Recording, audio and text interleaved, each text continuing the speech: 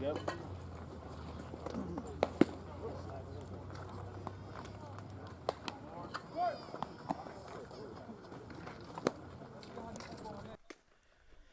From center field at Lexington High School in Lexington, Mass., this is Blue Sox baseball on LSP. Tonight, it's game one of the best-of-3 Intercity League semifinals between the arch-rivals Andre Chiefs and Lexington Blue Sox.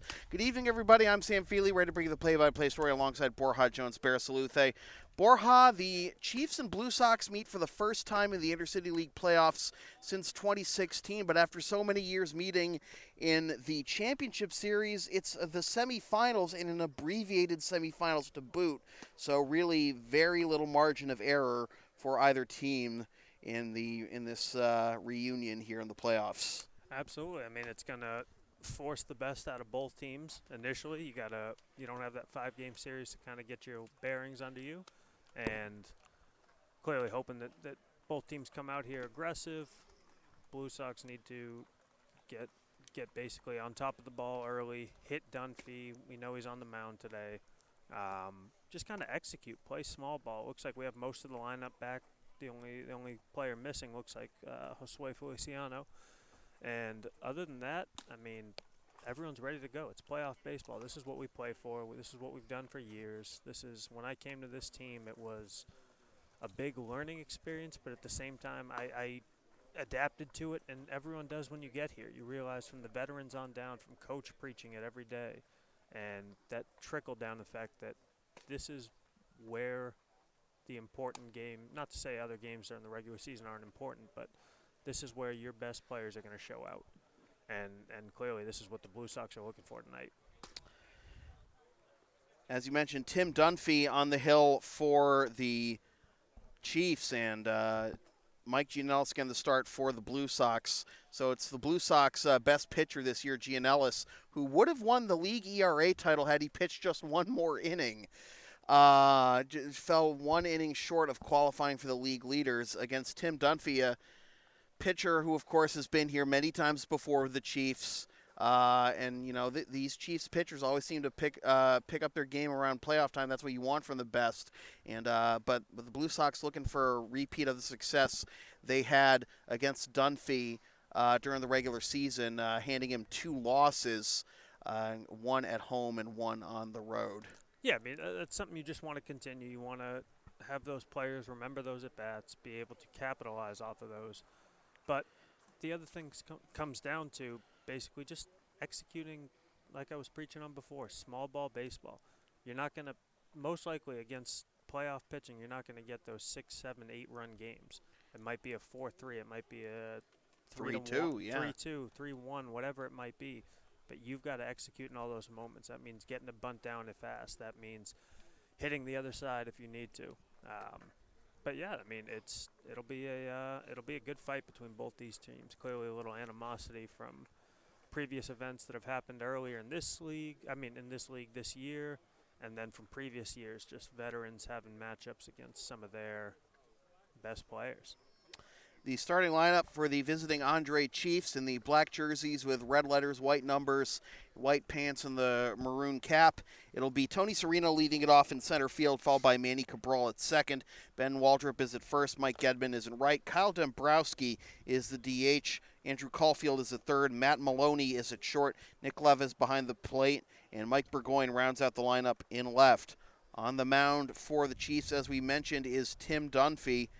The veteran left-hander during the regular season pitched himself to a 4-3 record in 40 1/3 innings and a 3.82 ERA. In those 40 1/3 innings, he allowed 61 hits, 26 runs, 22 of which were earned, walked 4, struck out 18, and surrendered 1 home run. Against the Blue Sox, he was 0-2 in 11 innings of work. He posted a 4.45 ERA, allowing 19 hits, 10 runs, 7 of which were earned, walked 1, and struck out 3. For the Blue Sox, their lineup looks like this. Aaron Barboza will lead it off in center field, followed by Ross Curley at short. Richie Burgos is at third. Julian Alvarez is the DH. Ryan Berardino is at first. Kyle Adey is in left. Mitch Schroeder is behind the plate. Morgan Brown is at second. And Dominic Zaire rounds out the lineup in right. On the mound for the Blue Sox, as we mentioned, is Mike Gianellis. Gianellis during the regular season made 6 appearances and was 4-1 with a .54 ERA in 26 innings. Again, 1 inning shy of qualifying for the league leaders. He allowed 24 hits, 5 runs, only 2 of which are earned, walked 1, and struck out 32, while surrendering 1, hitting 1 batter, I should say.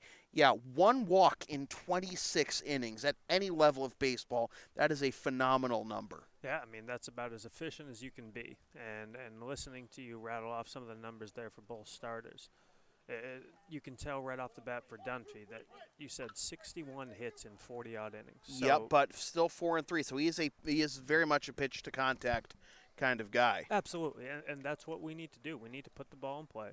We need to single, double, whatever it is, not looking for the long ball right off the bat.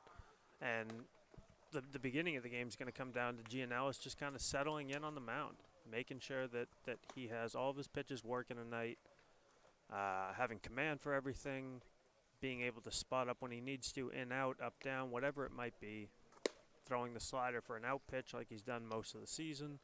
And these guys, some of them have faced Mike in the past, some of them haven't for the Chiefs, but he's got to be able to come with a different approach and kind of mix things up for the guys who have seen him in the past. Gianellis this season against the Chiefs made 1 appearance and took the loss in 4 innings, allowing 5 hits, 2 unearned runs, walked nobody, and struck out 4. So Gianellis hoping for a reversal of fortune against the Chiefs this time around. Again, 2 unearned runs being the difference for the Chiefs in that win against Gianellis. As the Blue Sox are in the pearly whites, white and blue cap with the American flag embossed in the hanging Sox logo, and then the blue piping and blue letters and numbers. And this has basically become the default home uniform for the Blue Sox. We've pretty much retired the pinstripes at this point, and Matty Karras must be disappointed in that. Yeah, I mean, it's been a jersey. As long as I've been on this team, that's the same jersey he's thrown in every time. Yep. And well, not every time, but almost every time. Almost every time, yeah. Technically correct is the best kind of correct. Yes. Okay. But, yeah, I mean, he wore that jersey as long as he could. I mean, these pearly white uniforms, this is about as good as it looks for the Blue Sox. Yep. With the American flag hat. I'm looking at Wojtek right now sporting an American flag bandana sitting on the side. This is America's pastime for a reason, Sam. Yep, absolutely. So here is Tony Serino to lead things off for the Chiefs. And, you know, Tony Serino is always a tough out at the top of the lineup for the Chiefs. Serino in the 2-game sweep of the Reading Bulldogs in the first round was 1 for 7, but with 3 runs scored. First pitch at 7:52 is down and away for ball 1. We're underway. Yeah, Mike just looking to come back here. Got a strike over, even up the count. Well, Serino was anticipating that, but he was late, and that'll even the count at 1. Behind the dish looks like Joe Pascucci, who, if I remember correctly, the last time the Blue Sox had him was a night game at Watertown that did not that did not end the way the Blue Sox wanted it to. No. Coming down to the last pitch that wasn't even able to be thrown. It was just a frustrating way for the Blue Sox to lose a game. I mean, it's a win in our minds, and eventually it did not actually impact the standings. Thankfully. But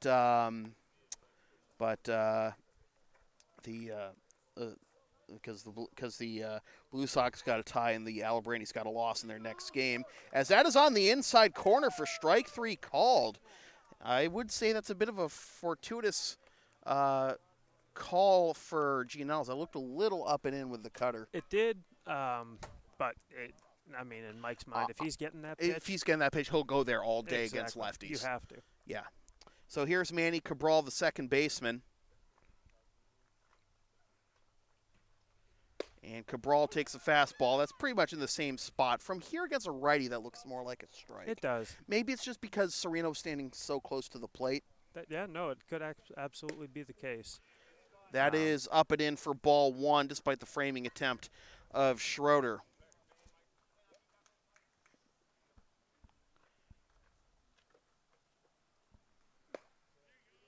On the outside corner, strike two, and again, he's going to live there. Although you can't necessarily live there against a power hitter like Ben Waldrop, who's on deck. No, but I mean, in the past, from seeing some, wow. Oof. Gee. This is a hard strike zone to figure out already. Yeah, this is I don't know if this is Pascucci starting out on the best foot here, but the zone looks, I can't even tell. That's at the knees for strike three called. Back-to-back Ks to begin the ball game for Gianellis, 2 down. But with Waldrop here, I mean, clearly you have to be careful, but Blue Sox pitchers have had success being able to throw inside fastballs. If you keep them low enough, that's a pitch that Waldrop has struggled with in the past, or, if anything, hits a lazy fly ball. Well, here is a lazy fly ball into shallow right. And it's going to be Curley. Yep. Shifted way over behind the second base bag and then behind Brown. So a very quick 1-2-3 inning. That's exactly the start. That's exactly how you want to start a playoff series. Yeah, and I mean, right there, Mike was able to throw up and in, get that. He got the cutter up and in, and you usually if you hang a pitch like that against Waldrop, he's going to punish it. But what we got here, Bruce? A little good luck chant coming from the Katuitt Kettleers. Oh, very nice. All right, thank you, Katuitt, and congratulations on your great season down in the Cape. So after half an inning, it is the Chiefs nothing and the Blue Sox coming up. This is Blue Sox baseball on LSP. LSP is a proud member of the Avis affiliate program. Use the promo code on your screen or click the link in the video description for up to 30% off your rental from Avis. Surprising to see Passatempo not here tonight. Yeah, well, Cabral did not play in the series against Reading. Cabral 216 with 2 doubles and 4 RBIs on the season, compared to a guy like Passatempo, who will always provide some thump in the lineup. Although he was hitless in his only appearance against the Bulldogs 2 nights ago, but did draw 2 walks and score a run. And of course, Passatempo in the regular season, a .242 hitter, but slugged .455 with 2 homers and 7 RBIs. Yeah, and I mean, that's something that Blue Sox pitching needs to take advantage of tonight. A weaker Andre lineup lines up better for our pitching, and I mean, if that can continue throughout the series, then it just lines up better in general. So after the Chiefs go 1-2-3 in the top of the first, here is Aaron Barboza to lead things off in the bottom of the first. Barb's a .375 hitter in the regular season with 2 doubles, 3 RBIs, and the team leader in stolen bases with 6 in 7 attempts. Not a bad percentage right there. Nope, not at all. Blue Sox as a team were 22 out of 28 in stolen base attempts. Dunphy delivers, and that runs inside for ball 1.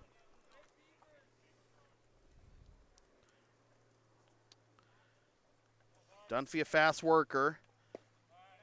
And that's kind of what you got to be when you're not the hardest thrower on your staff. You got to work fast, keep hitters off their tempo.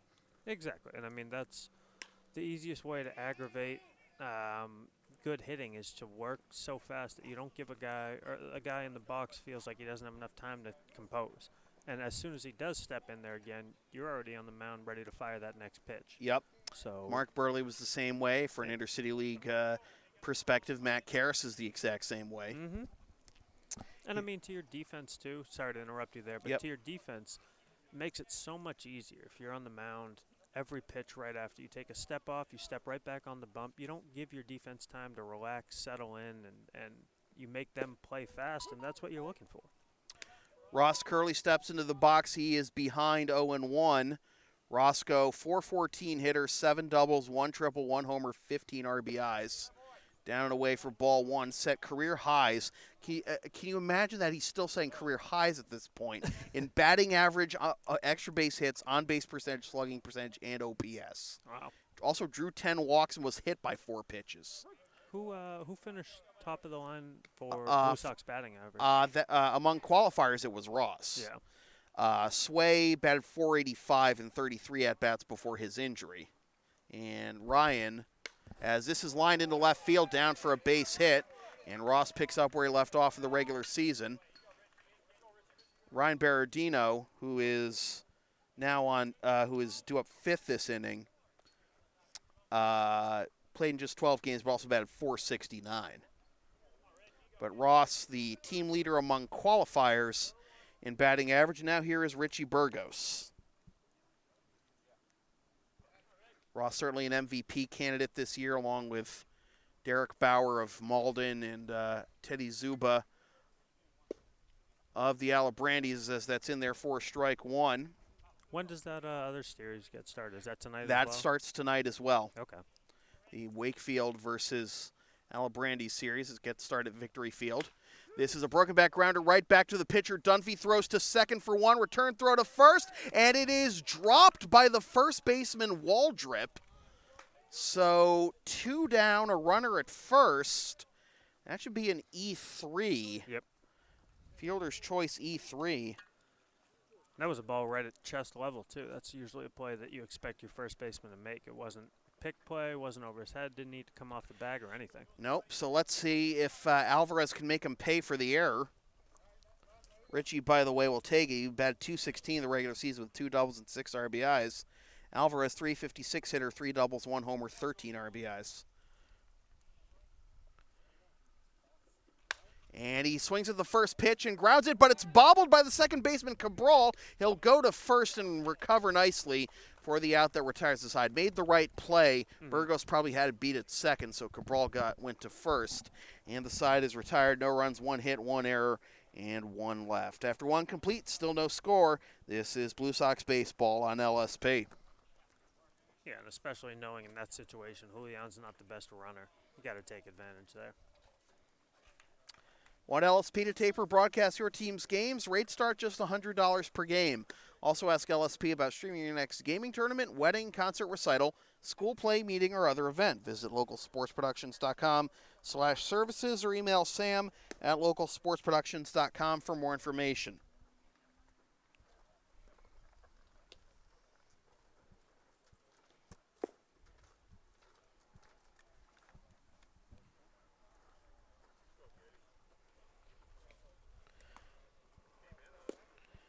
Both game ones of this series starting 15 minutes earlier than they normally would at their respective parks. Wish we had thought about that in the Alabrandis game the other day, but it's hard because they always have it's summer.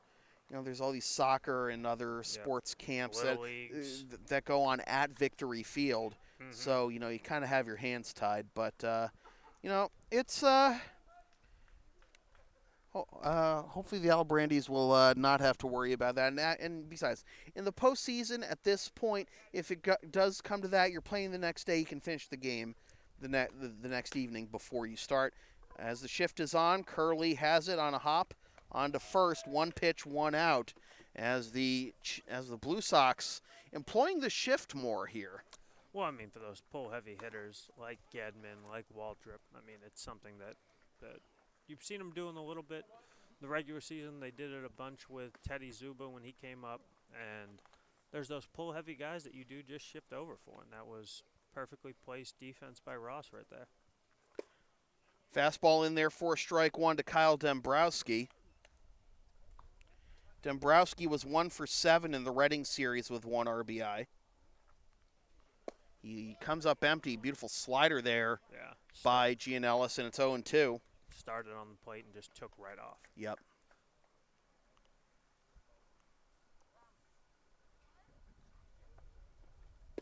Wow. On the outside corner, looking like a curveball there. It was slower than his slider. Yeah, no, definitely a curveball, more of that 12-6. I haven't really seen much of that out of Mike in his 2 years on this team. He seems more of a fastball slider kind of guy. A fastball slider and then an occasional changeup. I haven't really seen that curveball, but playoff time, if you have that pitch, and it's a new wrinkle you can add in. Yep, it'll be a weapon. Yeah, absolutely. Here's Andrew Caulfield, the third baseman, and Caulfield takes strike one. Caulfield was 0 for 4 with RBI, 2 walks, and a run scored in the Reading series. Mike's doing a great job of starting hitters off with first pitch strikes. Yeah. And it just makes the count so much easier and plays to your favor when you can go up 0-1 as opposed to that 1-0, 2-0 dropping it. 2-1. We didn't get a chance to mention Waldrop's numbers because he popped up to Curley on one pitch, but he was the main source of offense for the Chiefs in the Reading series. He was 4 for 8 with 2 doubles, a homer, and 3 RBIs. So 3 of his 4 hits for extra bases, allowing him to slug 1125. Oh, that's like Ortiz in that 2013 year. Yeah, or how about the tear Devers has been on right now? That is First player since at least 1908, as this is down the third base line for a fair ball. Caulfield puts on the brakes as 80 gets to it, and now the throw is offline, but backing it up is Zaire, so could have been a lot worse for the Blue Sox, but it is a 2-out single, the first hit of the ball game for the for the Chiefs, rather. As I was saying, Rafael Devers is the first player since at least 1908 to have a 6-for-6 game with 4 doubles. And he also had 2 hits to start the game today. Yeah, it's 8 for 8. Yep, including a home run. Yeah. As this is into left field, 80 comes in and it drops in front of him. Maybe a little 2-out rally here going as Matt Maloney picks up his first hit of the postseason, making him 1 for 4 on the postseason. And now here is Nick Leva, who has contributed well out of the 8th slot in the Reading series with going 2 for 6 with an RBI and a walk. I haven't really seen much out of that shortstop. He seems relatively new. Yeah, Matt Maloney, very new. I don't think he played against us all year in the regular season. Well, yeah. As Leva takes strike 1, and those were first pitch swinging hits. Mm-hmm. So that's important because, we talk about, Gianellis getting ahead with strike 1, but they see the strike 1, he's getting ahead, they might as well take a rip at it. Absolutely. Why not? I mean, if the pitch is going to be there and probably 9 times out of 10 it's going to be a fastball, center cut, why not swing at it? Yeah. Maloney played just 7 games, none of which were against the Blue Sox in the regular season, only batted 150. 0-2, though, the count to Leva. Yeah, with Gianellis way up here, you got to be able to waste a pitch if need be, especially to the 8-hitter. First and second, 2 out. And the pitch fouled off. Yeah, I mean, if I'm Gianellis here, I'd probably go back to that slider. Now that you started off with 2, came back with a fastball. I'd throw that same slider and make sure it's about 2 or 3 inches off the black, see if Level will chase, and then if you get the count to 1-2, then I'd come back with a fastball in and just pound the hands and make him probably break a bat swinging.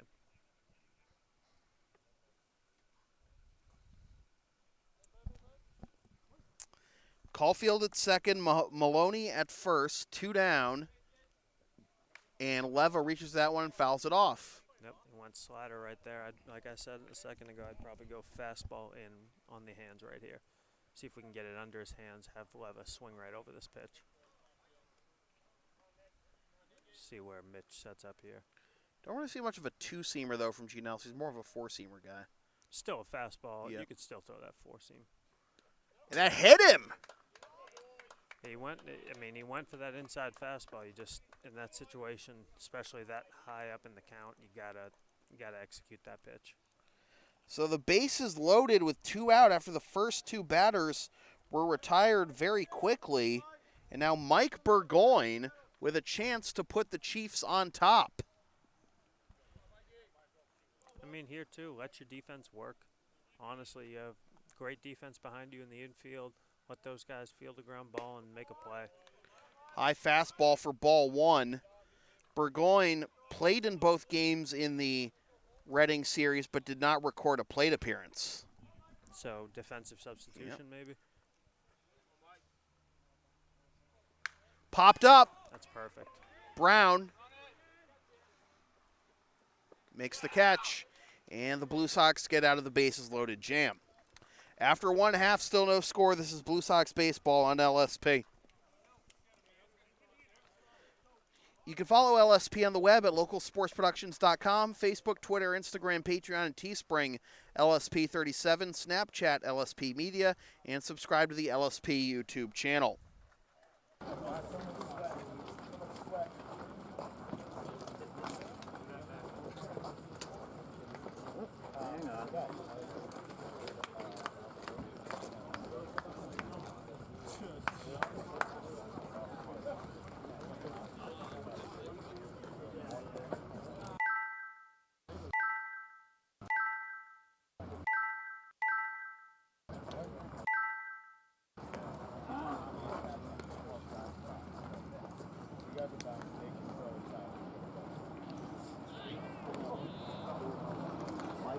Yeah, sure. Okay.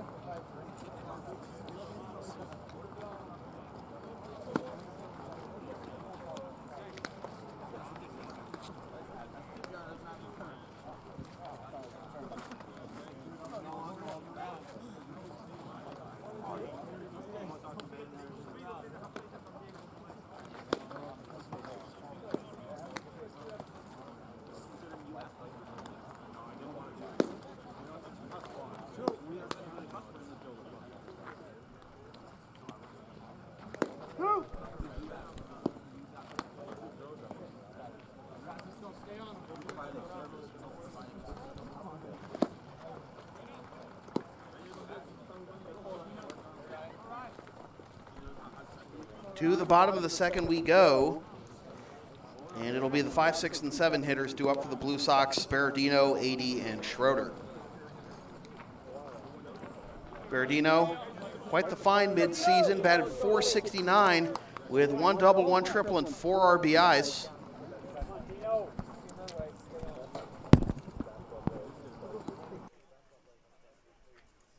Lights on out in the car. Yep, we had a field. Yep. Maybe the only field in the ICL where you run into this issue.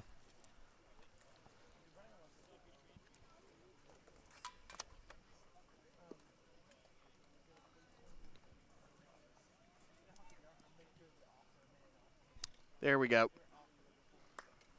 Yep, all set. Berardino had an OPS of 1090, and he takes on the outside corner for strike 1.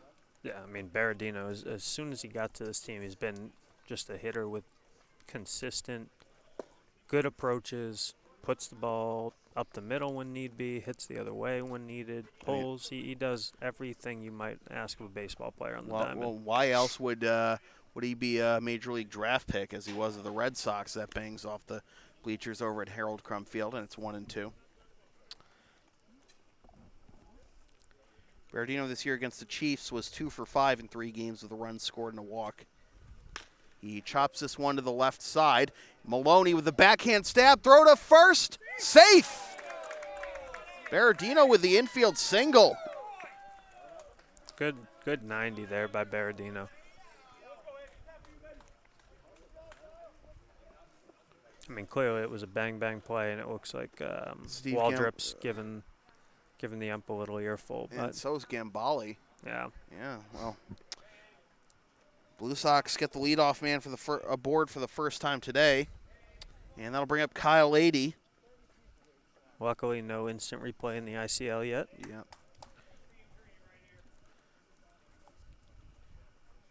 I think we need more camera angles than this, though, to really make it useful. Or just like a drone flying over during the game. Zoom in right where the ball is. 80 grounds this one down the first base line, but it is a foul ball, and that'll make it 1-1. I mean, great placement there. If that ball stays fair, that's second and third easily with no outs. 80, a .250 hitter, but it drew 13 walks, had 1 double, 2 triple, and 2 triples and 10 RBIs. That misses inside, ball 2. 2-1 the count to 80. Big right center gap right now. Yep. Especially with Gedman out there. You might be able to hit it out there and run a little bit. This is popped up into shallow right. In comes Gedman. And he made the catch. Sliding down for the first out. What's Gedman's natural position? He is an outfielder. Okay.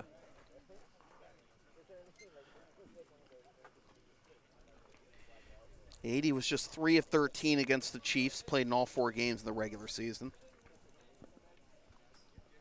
Now Mitch Schroeder, the catcher. Rainbow toss over to first, back safely is Berardino.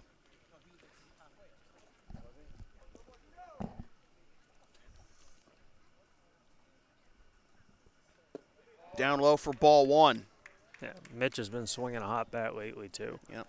So this is, even though it's the bottom part of the order for the Blue Sox, this is one of You the got good Morgan, hitters. Brown, and Dominic Zaire, not your typical bottom of the order, of course. Not at all. Schroeder skies that one foul the other way for strike 1. It's 2 guys in college that probably batted in the meat of lineups, if not at the top. And on this team, Rick has the luxury of being able to put those guys later in the batting order. Schroeder, a 342 hitter with 1 double, 1 triple, and 8 RBIs. Takes ball 2. That pitch sure looked good. I'm still having trouble determining this strike zone here, Sam. Mitch against the Chiefs this year was 2 of 8. Fouled off for strike 2.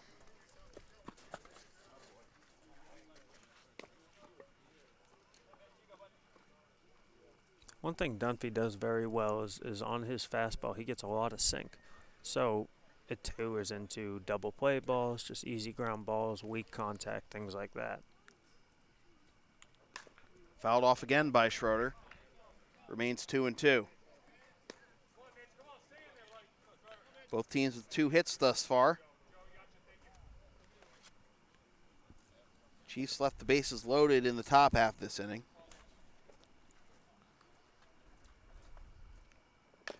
Fouled off again.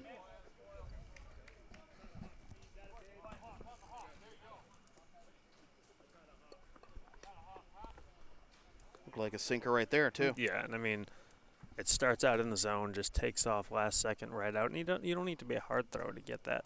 He's able to do it with being a guy who might throw in the mid-70s, maybe high 70s, but he's still effective with it. Schroeder swings and misses. That was a foul tipped into the mitt of Leva. It looked like a sinker tailing down and away. Yep. So 2 down. Dunphy picks up his first strikeout. And that'll bring up Morgan Brown. Brown, 288 hitter with 3 doubles and 11 RBIs in the regular season. Rainbow toss back to first. Berardino back safely. Especially to a right-handed dominant lineup like the Blue Sox have. A lefty who can throw that sinking fastball. Oh. As Brown skies this one into right center. And it's caught by the shortstop Maloney for the out that retires the side. So the Blue Sox go relatively quickly there. Brown retired on 1 pitch, and after 2 complete, no score. This is Blue Sox baseball on LSP. But as I was saying, in a right-handed dominant Blue Sox lineup, to have a lefty that can throw a changeup that goes away from righties and a fastball. So now you have 2 pitches, different speeds that are tailing away. So now you can play with the mind of hitters and think, or get them to think that, all right, fastball, now it's a changeup. It's still tailing away, but out of the hand it looks the same because it has that same movement. You can follow the Blue Sox on the web at LexingtonBlueSox.com, Facebook.com/LexingtonBlueSox, and on Twitter and Instagram at BlueSox_ICL.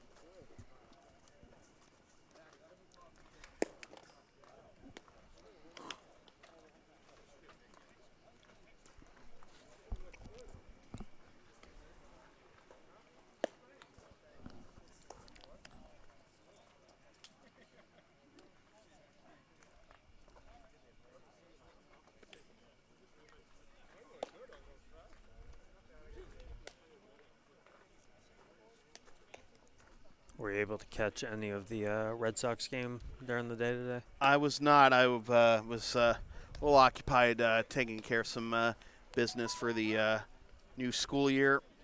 Okay. Looked like a pretty dominant pitching outing, at least from the entire Finally. bullpen, too.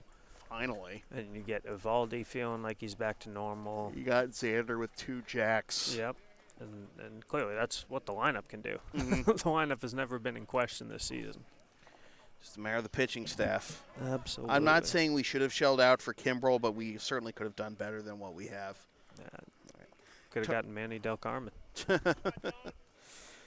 Top of the third will be the top third of the order due up for the Chiefs. Sereno, Cabral, and Waldrep. Sereno takes strike 1. He struck out looking to begin the ball game.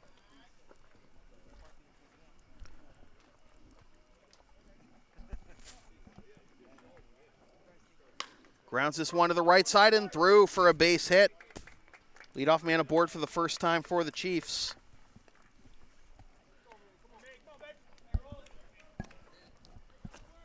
And that'll bring up Manny Cabral. Did Sereno used to have a brother that played in this league? I don't know off the top of my head. Okay.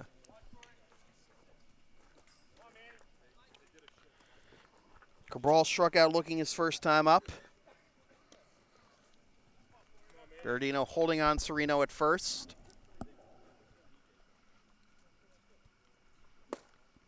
In there for strike 1. Looks like either a little bit of a cutter or something there. Looked like a cutter there, yeah. So he throws the cutter and the slider. And apparently the curveball tonight. Yep. Well, we've only seen that one once. Well, you don't need Cabral squaring. And that's outside. He pulled back in time for ball 1.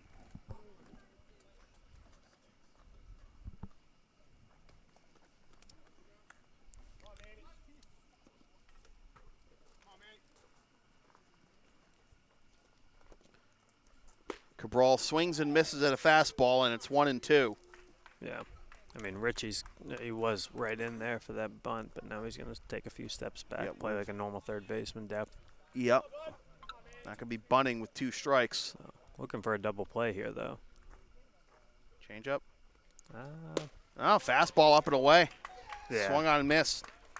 I mean, with a lot of righties here, too, not many righties feel comfortable throwing righty-righty changeups. True. Just figure, try and get some to roll over. Oh, yeah. No, I get the idea of it, but it's just, especially in a playoff game like this, like that might be something. And only a best-of-3 series, too. Correct. You don't really want to toy around with certain things. You want to go with your bread and butter. So here's Ben Waldrep, who popped up to short his first time up.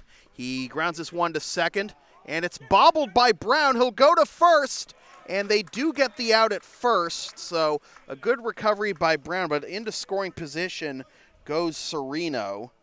Well, it's damage control by the Blue Sox. We saw that from the Chiefs defense last half inning. Now we see it from the Blue Sox defense this inning as it was actually the second baseman Cabral who made a similar play. Very same thing. I mean, right there as an infielder, clearly a hard hit ball like that, bad bounce. There's the changeup, by the way. Yeah, it'll.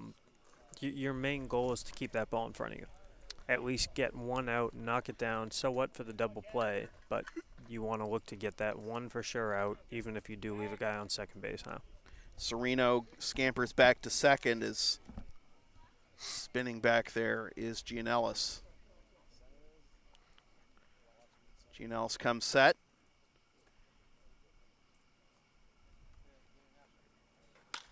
Into left center field. In comes 80. He will make the catch. Side is retired. Chiefs have left 4 through the first 3 innings, and after 2.5, still no score. This is Blue Sox baseball on LSP. The LSP store is now open. Get yourself a DVD copy of most past LSP video broadcasts or one of several different designs of stickers or shirts, including the LSP hoodie and the Never Concede Collection. Visit localsportsproductions.com/store after the game to place your order.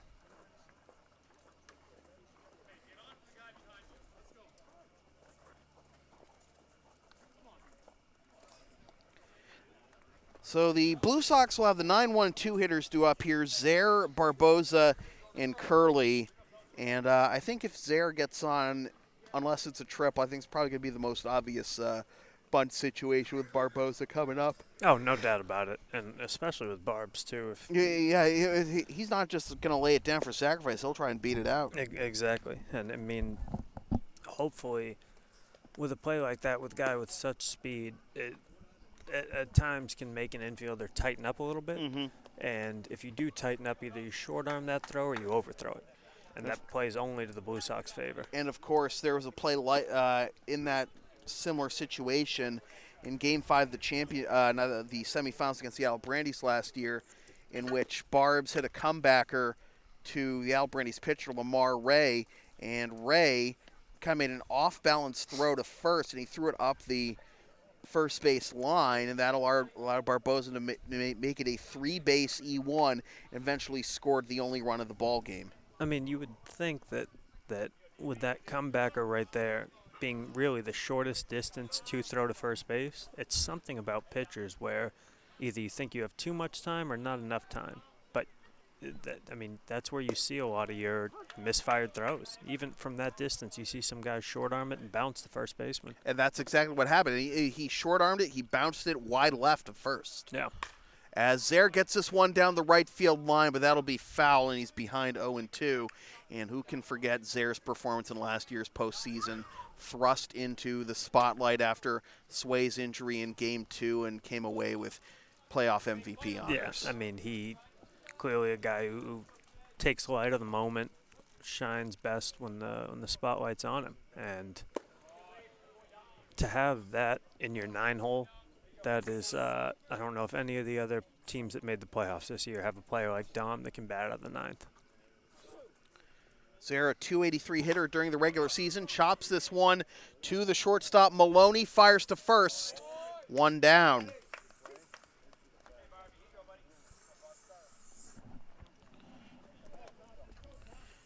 So 4 in a row retired by Dunphy, and here is Barbs, who flew out to center his first time up in the first.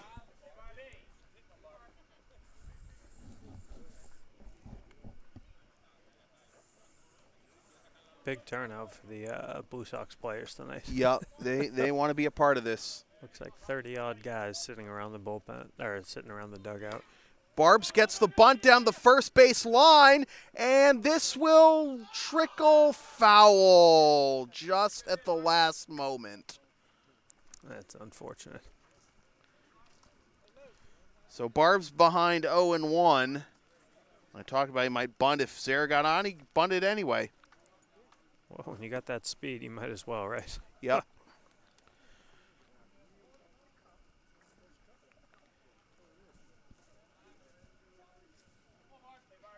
Did I hear right? The Barbs is doing some construction on the Ted Williams Tunnel? Is he? I didn't know. He might be doing some behind-the-scenes work. I don't know if Barbs is out there actually moving. Grounded to the left side. Oh, nice diving stop by Maloney, the cannon! Great play. Maloney with a couple of phenomenal defensive plays this inning. 2 down. And that'll bring up Ross Curley. Well, in the game, the Blue Sox won 6-2 against Dunphy here.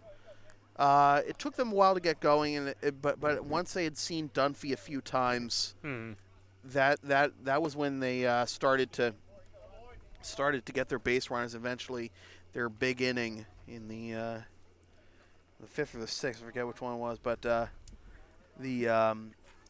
seems like similar situation here, as looks like that got a chunk of Joe.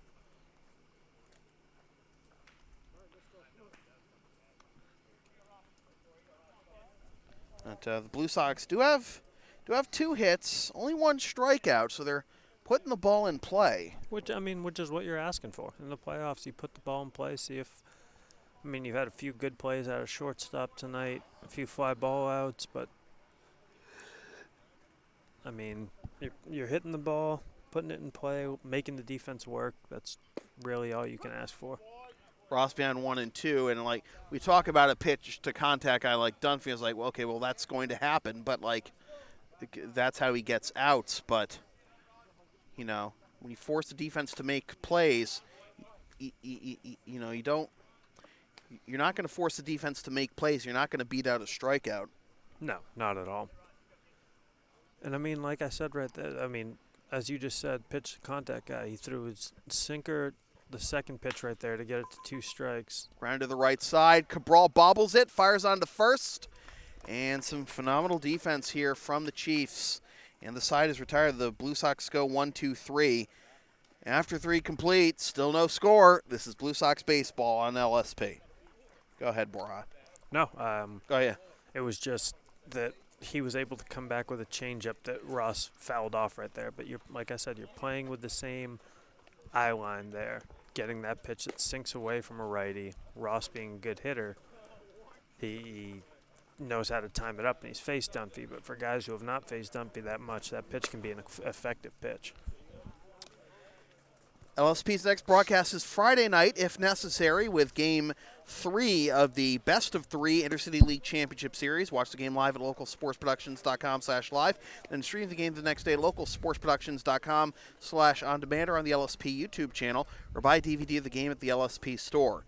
Yeah, we mentioned this in our Facebook post this morning, but we will not be broadcasting Game 2 of the semifinals tomorrow night because it is at Pine Banks, and we are unable to set up our equipment at Pine Banks. But if you want updates on that game, you can follow, as I mentioned, the Blue Sox on Twitter and Instagram at BlueSox_ICL. You can also follow the ICL on Twitter at ICL Baseball for updates. Are you coming to the game and just not setting up, or are you just? I might come to the game. Okay. I'll see what's going on. Yeah. How far is Pine Banks for you? Well, I live in Worcester, so it's already pretty far for me to get here. Okay. So. That's down and away for ball 1 So you have to Kyle Dombrowski. A lot of late nights for you in the Oh, ICL you're telling summers. me. Yeah, it's like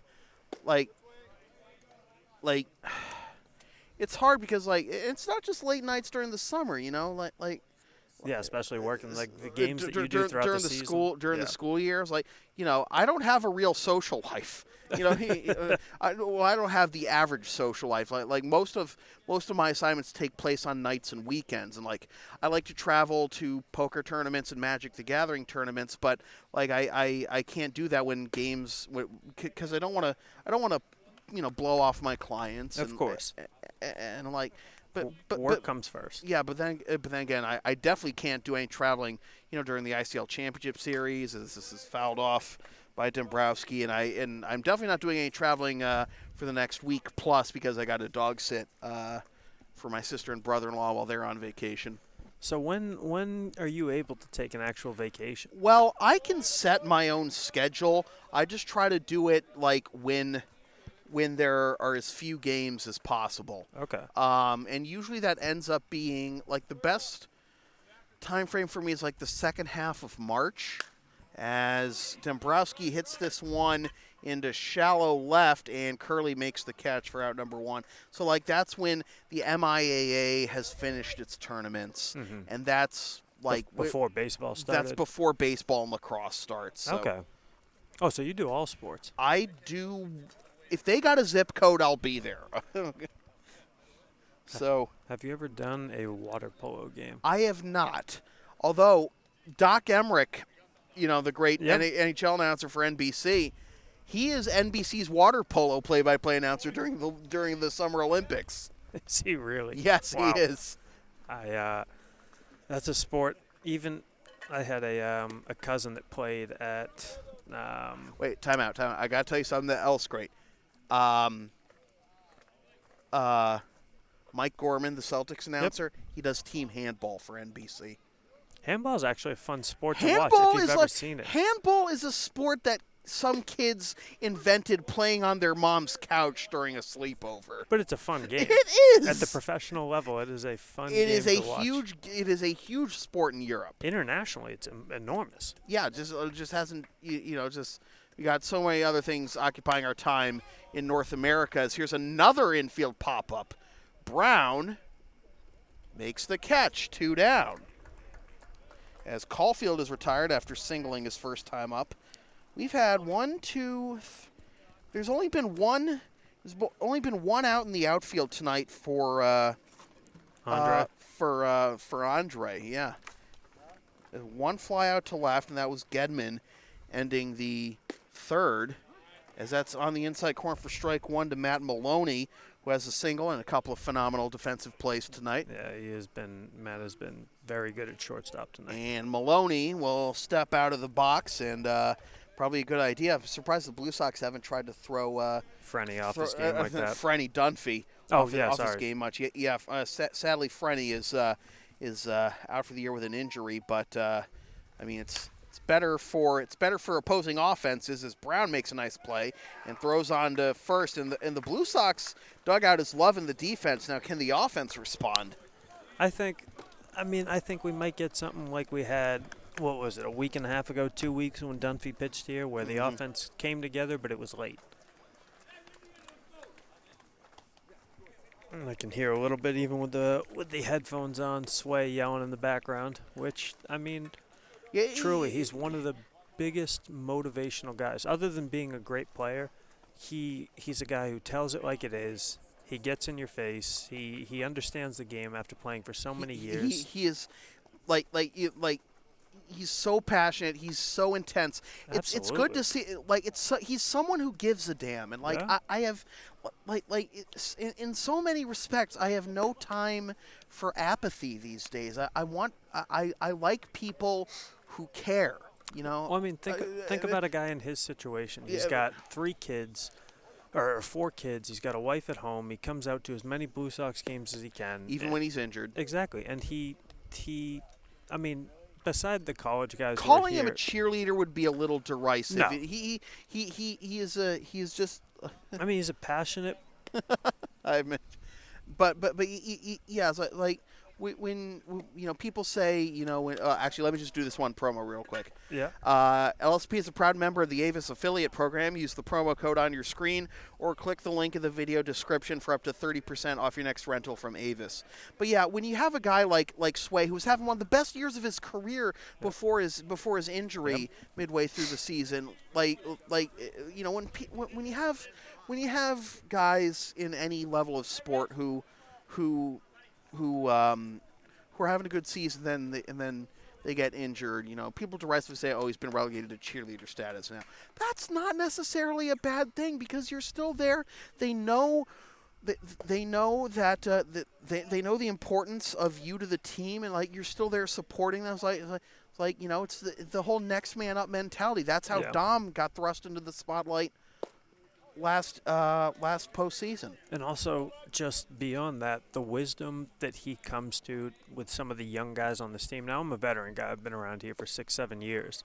So it's a little different. I can still learn things from Sway. But for a lot of college guys that are coming in here, it's their first season. Some of the younger guys like Anderson and Mitch and all those. Exactly. Guys who are eager to learn about baseball. And you have these guys who are in their 30s, 40s, have played at the highest level of collegiate baseball, have played semi-professional baseball. Have played professional baseball. It's someone like Barboza and Del Carmen who have played, in affiliated ball and obviously the major leagues, of course. Yeah, and it's just something that I hope no one on this team takes for granted. I hope no one takes on this team the idea that, I'm just coming out here for summer ball and it's just going to be fun. It gives me something to do. As that's another phenomenal defensive play by Cabral, and he takes away a base hit. No, that was Matt. No, that was Cabral. That's Cabral at second. Oh, they switched it up, though. Oh, they did? Oh, no, so Nate Witkowski is at short. Oh, okay. Nate Witkowski at short. And now, thank you for pointing that out. Yep. And now Maloney at second. Okay. Because I thought they were shifting for a second. I realized it was Richie, and I was like, there's no way they're shifting that way. Yeah, exactly. So Julian Alvarez calls time, and wisely so, because Dunphy just on cruise control at this point. What was that? I don't even know. Wasn't my computer. I don't think it was my phone. I just opened up the Facebook app real quick. As Julian lines this one to center field, and the Blue Sox have a one-out hit.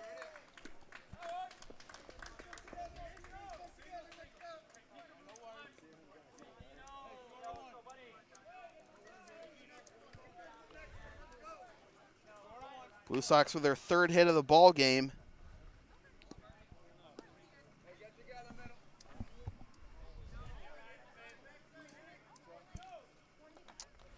Ryan Berardino, single leading off the second his first time up, and he fouls that one off for strike one. Got on top of that one. A sinking changeup away. Yeah. I'm going to tell you, Sam, the mosquitoes are out here in a force tonight. Oh, my God. They always are. My neck is getting Have you seen my legs after some of these games? Especially the nights where there's a little post game. Those are the worst. But like, seriously, if I don't have the bug spray, sometimes my legs will get so chewed up and just. As this is right back to Dunphy, to second for one, on to first. Double play. Wow. That was a bang play. That might be. Well, that's how Berardino got aboard his first time up. But the Blue Sox down very quickly here in the bottom of the fourth. We are just blazing through this one after 4 complete. Still no score. This is Blue Sox baseball on LSP. Want LSP to tape or broadcast your team's games? Rates start just $100 per game.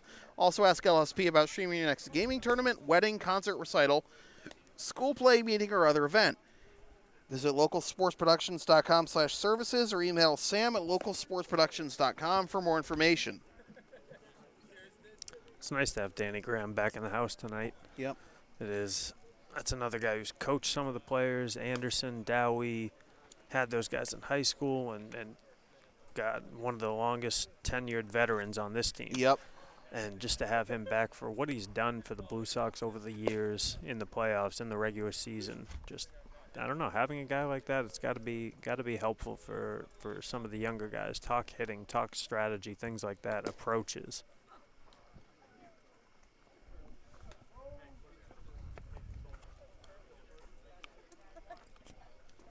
Got to have a quick inning right here with the 8-9-1 coming up for Andre. Nick Levitt will lead things off. He was hit by a pitch on an 0-2 count his first time up. No runs, 3 hits, 1 error, and 4 left for the Chiefs. No runs, 3 hits, no errors, and 2 left for the Blue Sox. A lot of balls put in play. 3 strikeouts for Gianellis, just 1 for Dunphy.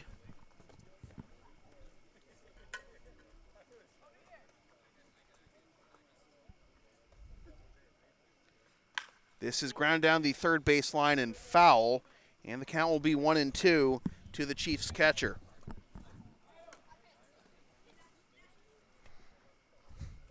Leva, Burgoyne, and Sereno due up here in the top of the 5th. Both pitchers on their A game here in game 1 of this best-of-3 semifinals, as Leva wisely holds up, and it's 2-2. Yeah, no, that was a good idea there for missing with that pitch. But missing low with the slider, not away. Yeah, I mean, still tough to get on top of that ball. Or even, I mean, you're not going to get on top of that ball when it's that low. So, and if you get on top of that ball, you're just going to nub it in front of the mound of the pitcher, right? Yeah.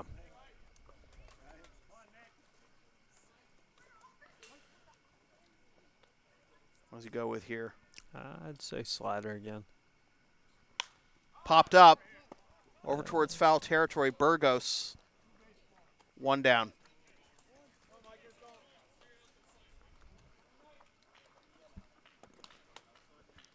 Got to be able to get the 9-hitter here and then start clean with Sereno coming up. Yep. Burgoyne popped up to second with the bases loaded and 2 out to end the second.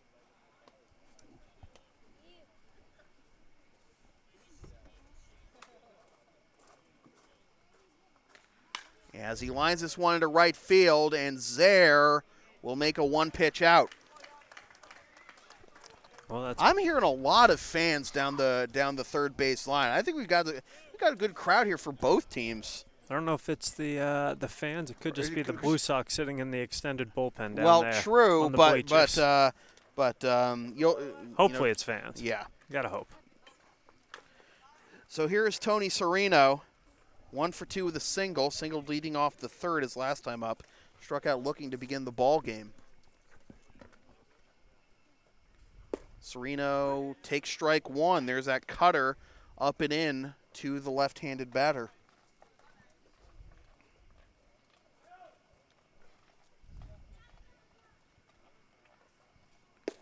Strike two.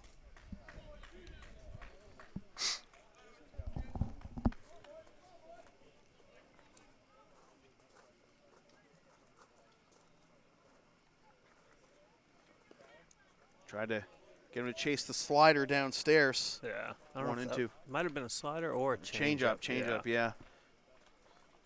You can try a back foot slider against a guy like Serino. Could throw that curveball again though. Haven't seen it but once in the Outside first corner. Inning. Yeah. Oh.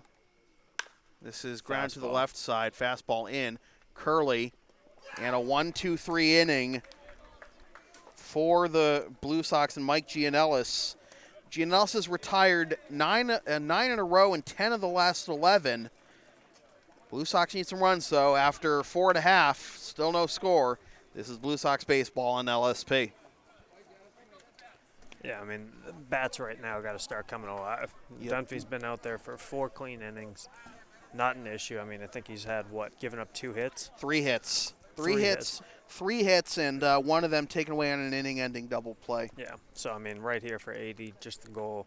No matter if it's a walk, hit by pitch, just single, get on, see if you can bunt him over, and then let. There haven't been a whole lot of deep counts either No. for Dunphy, so these guys need to start working the count more. I would say so at this point. But when you're a pitch to contact guy, you don't throw a whole lot of balls out of the strike zone in the first place. So true, but this zone, I don't know if it's been the most normal zone that I've seen. Yeah, so you might get a few lucky calls your way. Yeah, I think you. But like that up and in pitch to lefties, that's a tough pitch to try and make contact on. Yeah. And it looks like Joe's going to give the pitchers that pitch. So yeah, I mean, at least the good thing is there that it's a soft fastball coming in from. You're not going to see Dunphy really try to go there with his velocity. No, and I mean, and he understands that, and that's why he tries to avoid it at times. But sometimes in a game, you might need to throw that pitch, and I mean, hopefully he can kind of miss with one here and see if 80 can take advantage. Up and in. We were just talking about that, but 80 lays off for ball 1. Blue Sox dugout coming alive right now. That's on the outside corner to even the count at 1.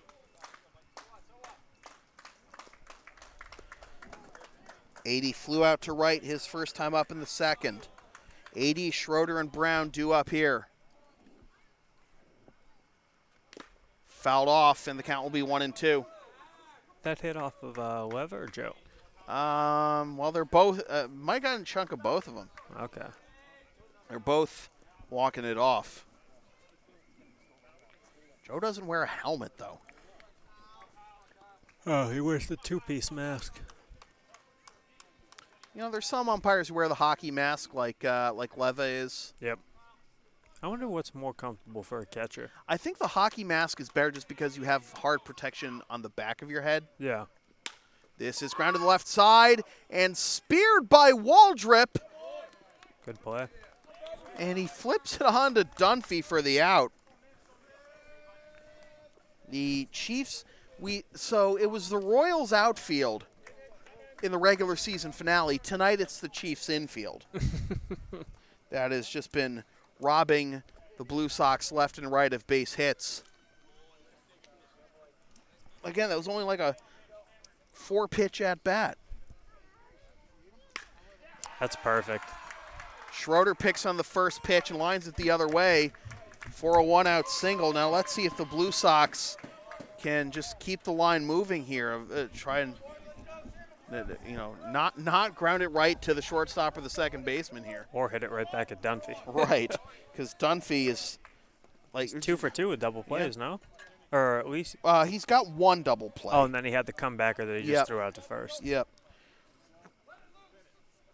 That's why you work Caulfield's PFPs. creeping in here with one out, and this is ground to the left side. Witkowski's got it, but everybody's safe. Perfectly placed ball there by Morgan. Couldn't ask for a better piece. And now you get a guy like we talk about who in most teams would be your 1 or 2 hitter, and for the Blue Sox he's batting out of the 9 spot. And Dom didn't stay in the 9 slot when he took over. He played his way into the middle of the lineup. Yeah.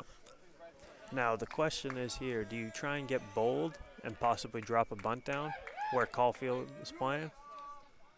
Well, he doesn't here, and he grounds it to the right side. Only play will be to first, so it works as a sacrifice.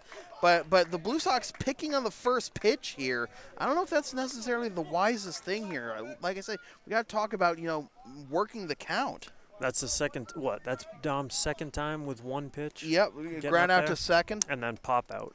Ground out to short his first time up. Oh, yep. So let's see what Barboza can do if he can erase his offer. Fly out to center in the first, ground out to short in the third. But then, I mean, you have on the other side of that, you have Mitch singling on a first pitch strike that he got too. So, I mean, in a lot of at-bats in this league, the first pitch is really going to be the best pitch you're going to see. It's going to be a fastball, center cut, or outer half. And then velocity clearly comes into play, but it's just a matter of what are you going to do with that pitch. Third baseman Caulfield's in here. 2-0. Leva keeps it in front of him, though. So a hitter's count for Barboza. Be nice for Barbs to just single right up the middle here. Sereno, a great defensive outfielder, though, so if he hits it up the middle, not a guarantee that 2 runs would score. Takes ball 3. No action yet for Andre in the bullpen. No action for the Blue Sox either. Yeah, I mean, I think probably both pitch counts are pretty low at this point. Whoa. Strike 1. I mean, when the catcher catches it upside down like that's got to be a ball. 9 times out of 10, that ball has got to be a ball. I don't understand it. To the left side, Witkowski. Safe!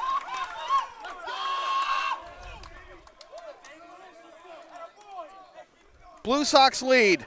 He was clearly, I don't know, I mean, you got to go out there because you're the coach, I guess, but he was clearly safe as you can be. Yeah.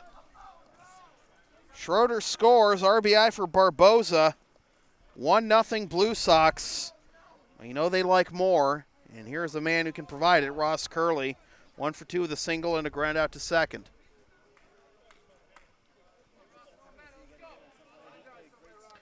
Barboza, certainly a possibility for him to run. Oh, yeah. But we've seen Dunphy with a pickoff move last time he was here. But now the question is, will Barbs try and get in a rundown? Even though he'll give himself up, will he do it just to get Morgan in to give that Blue Sox a little bit of security there? Because you know he's got the speed to hold a rundown. Yep. Curley, inside-out swing, a little blooper. Oh, that is a painful collision between the second baseman, Maloney, and the right fielder, Gedman, but they both get up. Curley is retired, but the Blue Sox do get on the board. 1 run, 3 hits, no errors, 2 left. After 5 complete, 1-0 Blue Sox. This is Blue Sox baseball on LSP. All I can say is thank God it's not football. Because if you have a guy Gedman size coming up against Maloney, I think Maloney's getting carted off this field. Well, I mean, getting carted off is not a scenario exclusive to football. It can certainly happen in baseball. We saw it with Johnny Damon in the 2003 ALDS. Remember that play? Yeah, it absolutely can, but more likely in football. Yep. You can follow the Blue Sox on the web at LexingtonBlueSox.com, Facebook.com/Lexington Blue Sox, and on Twitter and Instagram at BlueSox_ICL. So Gianellis out there for his 6th inning of work, and with Manny Del Carmen in attendance, I think he's going to get warm soon, just in case it gets hairy.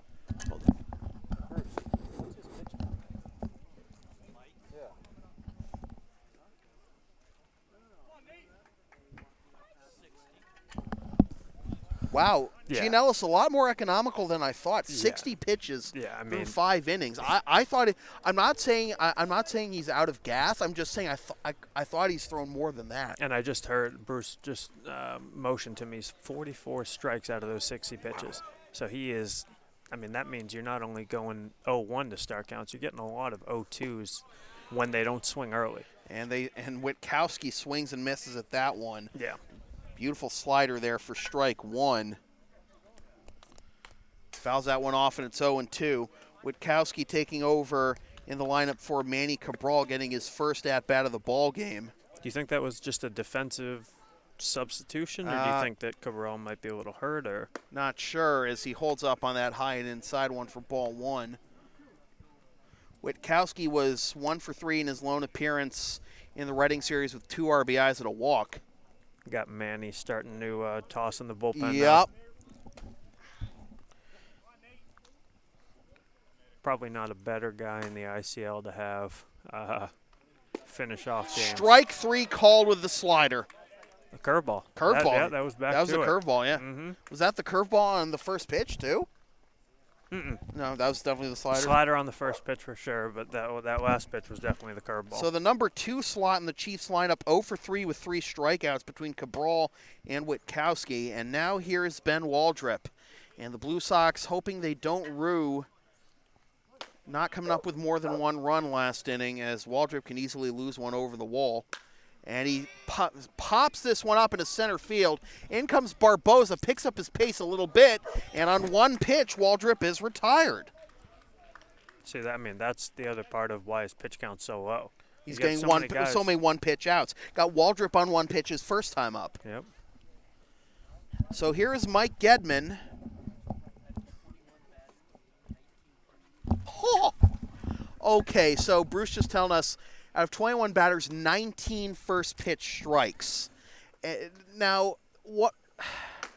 As this is grounded to the right side, Berardino has it, underhands to first. Another 1-pitch out. Jeez, I don't know if you even need Del Carmen at this point. But don't say that. Don't say that. You do need. You would like some runs to, make it a little easier. But after 5.5, 1-0 Blue Sox. This is Blue Sox baseball on LSP. We are just past the hour mark right now. We're in the bottom of the 6th. Don't jinx us now, Sam. I'm just stating but a no, fact. I understand. I'm just stating a fact. Remember, several years ago, Matt Karras pitched a complete game on under 70 pitches in just over an hour. Yeah, I was at that game. That was,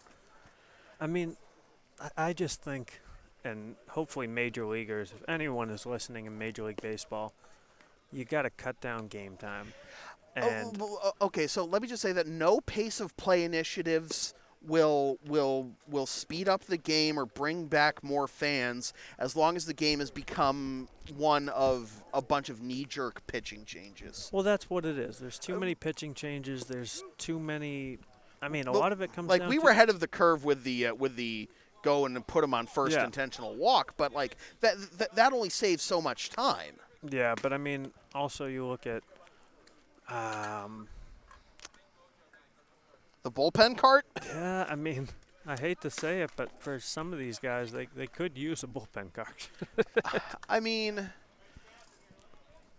Hi, Paula. But just think about how much faster this game is moving now. And I understand this is amateur baseball. We don't have commercial breaks. I have the Avis promo every now and then, but it's not like a full we don't get a full 2 minutes just for commercials. But guys are throwing a bunch of strikes. Guys are swinging early. Guys aren't stepping out of the box and taking 30 seconds between pitches. You're getting right back on the bump between Dunphy and Gianellis tonight. Yep. Each guy is firing, and then within 2 steps, he's already back on the mound to throw. That's something that should be implemented at all levels of baseball. Just to let you know, the LSP store is now open. Get yourself a DVD copy of most past LSP video broadcasts or one of several different designs of stickers or shirts, including the LSP hoodie and the Never Concede Collection. Visit localsportsproductions.com/store after the game to place your order. And that's as slow as the broadcast gets tonight. Burgos into center field. Back goes Sereno, and he will track it down for out number 1. Again with these quick outs. So Burgos down, and that'll bring up Alvarez, who is 1 for 2 with a single and a ground out to second. Like Julian here to at least get on base, give Blue Sox a little bit of insurance. Sporting the some of the craziest socks I've ever seen on a baseball field. Well, I mean, like with guys like Richie and Julian, they've Richie's got Dayglow orange Adidas spikes tonight. Under it is Julian. 2 down. What was that, another first pitch? Another first pitch out. Well, I mean, both teams are aggressive. I guess that's we all don't have really time to talk about some of the players' fashion sense with all these one-pitch outs. Yeah. So here is Ryan Berardino, 1 for 2 with a single and a double play.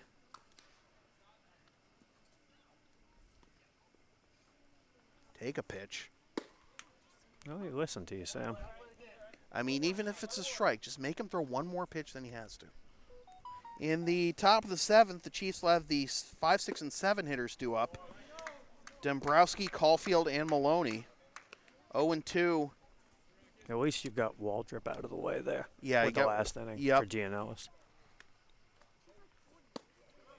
Ball 1.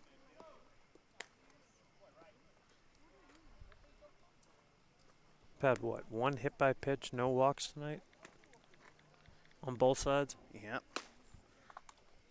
Actually, there's not even hit by pitch for Dunphy. Berardino can't beat it out. I think he, if I'm the ump there, I might have waved my hands across there. It looked like Berardino got in there. Well, we go to the top of the 7th, closing time for the Blue Sox. Blue Sox 1, Chiefs nothing. This is Blue Sox baseball on LSP. Manny? Manny? Anyone else other than Manny? What did he say? Just Manny. Just Manny, okay. LSP's next broadcast is Friday night, if necessary, with Game 3, the would-be deciding Game 3 of the Intercity League semifinals between the Blue Sox and the Andre Chiefs. Watch the game live at localsportsproductions.com/live, then stream the game the next day at localsportsproductions.com/on-demand or on the LSP YouTube channel, or buy a DVD of the game at the LSP store. As a reminder, we are not going to be broadcasting the second game of these semifinals tomorrow night, as it will be played in Pine Banks. If you would like updates, check out the Blue Sox on Twitter and Instagram, BlueSox_ICL, or the Intercity League on Twitter at ICL Baseball. So Manny Del Carmen on to shut it down here in the top of the 7th after 6 shutout innings from Mike Gianellis. Actually, the longest Gianellis went in any start this year. Good time to have it. Yep. Del Carmen made 8 appearances on the mound this season and had no decisions and 5 saves with a .88 ERA. In 8 innings of work, he allowed 2 hits, 1 earned run, walked 3, struck out 17, and threw 2 wild pitches. Made 2 appearances against the Chiefs this year. Got saves and got a save in 1 of them. Went 2 innings, allowed 1 hit, no runs, 1 walk, and 2 strikeouts. So it'll be, again, the 5, 6, and 7 hitters due up: Dombrowski, Caulfield, and Maloney. Dombrowski 0 for 2 with a strikeout, looking at a pop-up to short.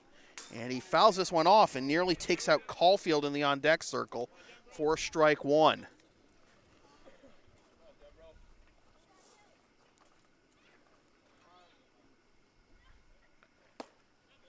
Strike 2 on the outside corner. Manny recognizing that up and away to right-handers, up and into left-handers.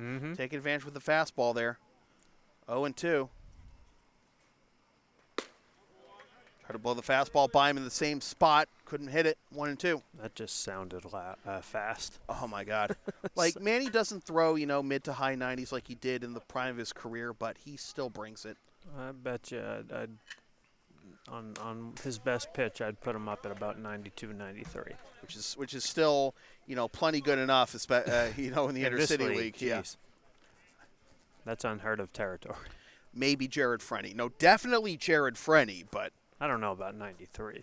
no, I'm pretty sure he got it up there. I mean, Dave Ahern, as this is pop foul again, Dave Ahern, 1 year against the Katuitt Kettleers, they had the radar gun going. Dave Ahern hit 91 on the radar gun with his fastball. I mean, but you could tell that even from some of his outfield throws. Yeah, he throws hard just because of what he was able to do in the outfield, gunning down runners. Grounder to the left side. Curley will eat it. Tying run aboard.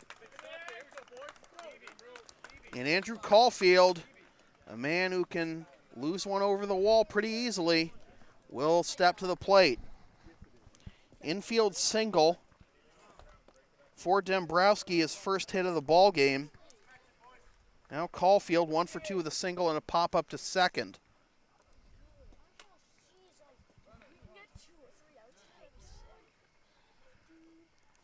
Caulfield 0 for 4 with an RBI, 2 walks, and a run scored in the Reading series. It looks like we're going to have a pinch runner for Dombrowski at first. Looks like Dunphy might be out of the game regardless here because he's coaching first base with his hoodie on. Caulfield this year against the Blue Sox, 2 for 11 with an RBI, but did hit 2 home runs. He grounds this one to the left side. This is going to be another tough play. Curley off balance throw. First and second on 2 infield singles.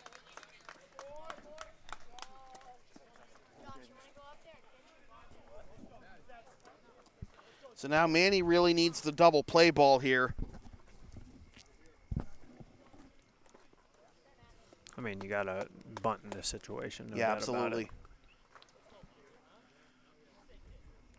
Matt Maloney 1 for 2 with a single.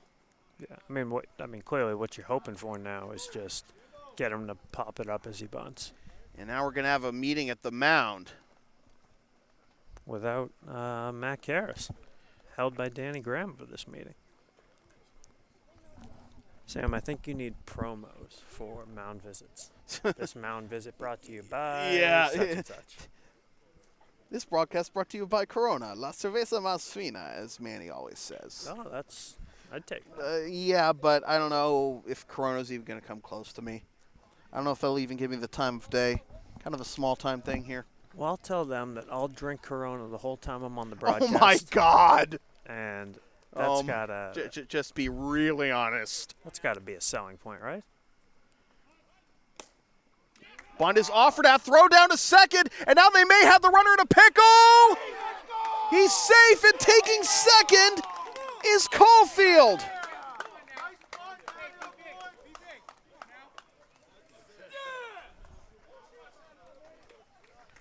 Oh, they had Dombrowski dead to rights, but the throw was offline.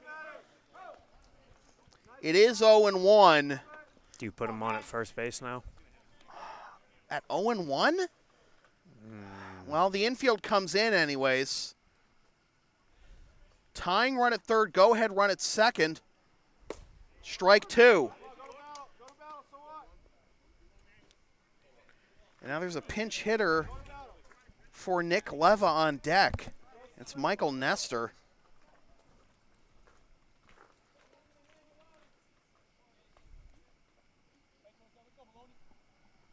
Swing and a miss, strike 3. Well, it's the result you would have gotten anyway from a sack bunt. Yeah. It's nice to have a mid-90s fastball. A lot of guys aren't used to that pitch in this league. So here is Michael Nestor pinch hitting for Nick Levo. And Nestor fouls that one off onto Worthen Road, and we finally have an official broadcast. When you say that, what does that mean? It's just a joke that Bruce came up with. I always mentioned foul balls. You first used the term official broadcast, didn't you? Sam, are you making things up here? All right. Anyways, Nestor, 278 hitter in the regular season. No RBIs, but a chance for 2 big ones here. He's behind 0-1. Nubs that foul. 0-2.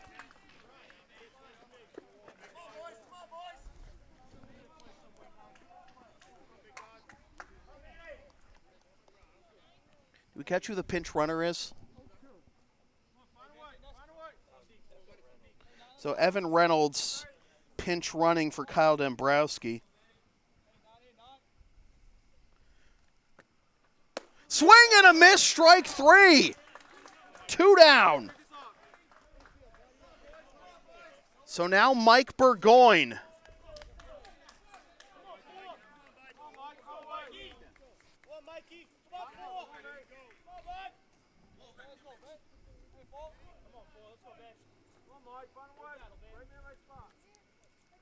Swing and a miss and a pitch in the dirt. That's the phenomenal block by Schroeder. I mean, phenomenal block, but a pitch Manny hasn't thrown yet. So the slider, I think Burgoyne was expecting fastball, that 90-something fastball, and you just get a wipeout slider, and you have an ugly swing like that. Del Carmen with the 0-1. 1-1 as that just misses outside. Mitch has to be very vigilant here, make sure he's using his body just in case if Manny's going to keep throwing that slider. Foul tip into the mid of Schroeder, 1-2. A best-of-3 series, remember, so every pitch with even more heightened importance. This is true. Outside corner, strike 3 called. Del Carmen comes back from second and third. Nobody out to strike out 3 consecutive batters. And the Blue Sox take a 1-0 lead in the Intercity League semifinals. So in a game that took just 1 hour and 18 minutes, the winning pitcher is Mike Gianellis. The losing pitcher is Tim Dunphy. The save goes to Manny Del Carmen. The final totals for the Blue Sox, who take a 1-0 lead in this best-of-3 Intercity League semifinals. 1 run, 6 hits, no errors, and 4 left. And for the Andre Chiefs, no runs, 5 hits, 1 error, and 6 left. Players of the game, Aaron Barboza with the RBI single that proved to be the difference, and Mike Gianellis with 6 shutout innings, and Manny Del Carmen with the clutchest of clutch saves I've ever seen in my time with the Blue Sox. A 1-0 lead in this best-of-3 semifinals for the Blue Sox. So with that said, this has been a presentation of the Lexington Blue Sox in association with Local Sports Productions, serving Greater Boston student-athletes since 2011. Copyright 2019. Unauthorized redistribution of any portion of this broadcast without the express written permission of the Lexington Blue Sox or Local Sports Productions is strictly prohibited. A reminder that LSP is a proud member of the Avis affiliate program. Use the promo code on your screen or click the link in the video description for up to 30% off your rental from Avis. LSP's next broadcast is Friday night, if necessary, with Game 3 of the Intercity League semifinals between the Blue Sox and the Andre Chiefs. Watch the game live at localsportsproductions.com/live, then stream the game the next day at localsportsproductions.com/on-demand or on the LSP YouTube channel, or buy a DVD of the game at the LSP store.